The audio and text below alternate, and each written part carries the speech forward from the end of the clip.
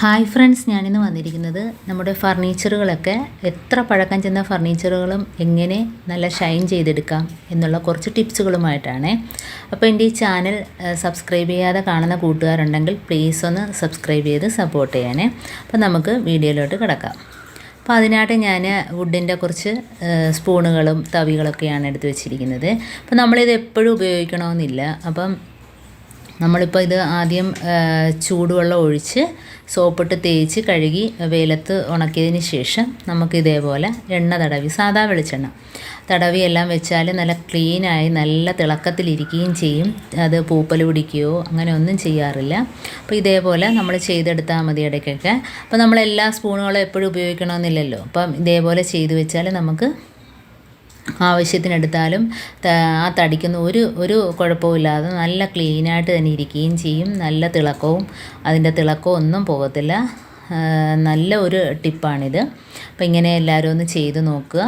അപ്പോൾ നമ്മളതിനകത്ത് പൂപ്പലോ പായലോ ഒന്നും പിടിക്കാതെ തന്നെ അത് ഇരുന്നോളും. അപ്പോൾ നമ്മൾ ആവശ്യത്തിന് ഓരോന്നെടുത്താൽ മതി. അപ്പോൾ അല്ലാതെ നമ്മൾ ഉപയോഗിച്ചിട്ട് ഇതേപോലെ വെക്കുകയും ചെയ്യുക. അപ്പോൾ തടിക്കുന്ന ഒരു കംപ്ലൈൻറ്റും വരത്തില്ല. അപ്പോൾ ഇതേപോലെ എണ്ണ തടവി എല്ലാം കൊണ്ട് നല്ല ക്ലീനായിട്ടിരിക്കുന്നുണ്ടോ. അപ്പോൾ ഇതേപോലെ നമുക്ക് ആവശ്യമില്ലാത്ത ടിന്നുകളുണ്ടല്ലോ, ഈ ഐസ്ക്രീം പാട്ടയുടെയൊക്കെ, അപ്പോൾ അതിനകത്ത് നമ്മളിട്ട് വെച്ചാൽ നമുക്ക് ആ സ്പൂണുകൾ പെട്ടെന്ന് ഉപയോഗിക്കാനും പറ്റും. അപ്പോൾ അതേ സ്ഥാനത്ത് വെക്കുകയും ചെയ്യാം. അപ്പോൾ ഇതേപോലെ ഒരു ടിന്നിനകത്താക്കി വെക്കുക. ഇപ്പോൾ എല്ലാം അതേപോലെ ആക്കി വെച്ചിട്ടുണ്ട്. ഇനിയിപ്പം നമുക്ക് അടുത്തതായിട്ട് നമ്മുടെ ഡോറുകളും അതേപോലെ ഷോക്കേഴ്സ് അതിൻ്റെ തടികളൊക്കെ എങ്ങനെ ക്ലീൻ ചെയ്യാം. അപ്പോൾ വിനാഗിരിയും വെളിച്ചെണ്ണയാണ് എടുക്കുന്നത്. അപ്പം 2 ടേബിൾ സ്പൂൺ അളവിൽ വെളിച്ചെണ്ണ എടുക്കുകയാണെങ്കിൽ 3 ടേബിൾ സ്പൂൺ അളവിൽ വിനാഗിരി എടുക്കണം. അപ്പോൾ 2 ടേബിൾ സ്പൂൺ വെളിച്ചെണ്ണയും 3 ടേബിൾ സ്പൂൺ അളവിൽ വിനാഗിരിയാണ്. അപ്പോൾ ഇത് വെച്ച് നമ്മളിതുകൊണ്ട് ഈ എത്ര പഴക്കം ചെന്ന ഫർണിച്ചറുകളുടെ ഈ തടികളും ഇതേപോലെ തന്നെ നല്ല ഷൈൻ ചെയ്തെടുക്കാം. നല്ല തിളക്കവും മിനുസവും ഒക്കെ കിട്ടും. കണ്ടോ, ഇതേപോലെ ഒന്ന് ചെയ്തെടുക്കാൻ മതി. അപ്പോൾ ചെയ്യാത്ത ഭാഗവും ഇപ്പോൾ അതേപോലെ ഞാൻ തേക്കാത്ത ഭാഗവും തേച്ച ഭാഗവും കണ്ടോ, തേക്കാത്ത ഭാഗവും തേച്ച ഭാഗവും തമ്മിലുള്ള വ്യത്യാസം കണ്ടോ. അപ്പോൾ ഇതേപോലെ നല്ല ക്ലീനാക്കി എടുക്കാം. നല്ല പുതിയതുപോലെ ഇരിക്കുകയും ചെയ്യും. അപ്പോൾ ഇതേപോലെ ഡോറിൻ്റെ ഈ വിടവിലൊക്കെ ചിലന്തി വലയും അതേപോലെ തന്നെ പൊടികളൊക്കെ കയറിയിരുന്നാൽ ഭയങ്കര വൃത്തികേടാണ്. അപ്പോൾ ഇതേപോലെ നമ്മൾ വർഷത്തിൽ 2-3 തവണ ഇതേപോലെ ഒന്ന് ചെയ്ത് കൊടുത്താൽ മതി. പിന്നെ അവിടെ ഈ വിനാഗിരി നല്ലൊരു സൊല്യൂഷനാണ്, ഈ വിനാഗിരിയും കൂടെ ചേർക്കുന്നത് കൊണ്ട്.